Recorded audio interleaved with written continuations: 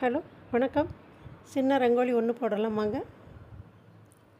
7 புள்ளி வைங்க, இடைப்புள்ளி 4 வரை வச்சு போடலாம். பிகினர்ஸ் பார்த்தா ஈஸியாக போட்டுடலாங்க. ஈஸியான கோலம் தான். கோலம் போட்டு கலர் போட்டிங்கன்னா ரொம்ப சூப்பராக இருக்குங்க. வாங்க இப்போ கோலம் எப்படி போடுறதுன்னு பார்த்து அதே மாதிரி போடலாம். நம்ம சேனலை இதுவரை சப்ஸ்கிரைப் பண்ணாமல் இருந்தீங்கன்னா சப்ஸ்கிரைப் பண்ணிடுங்க. நன்றி, வணக்கம்.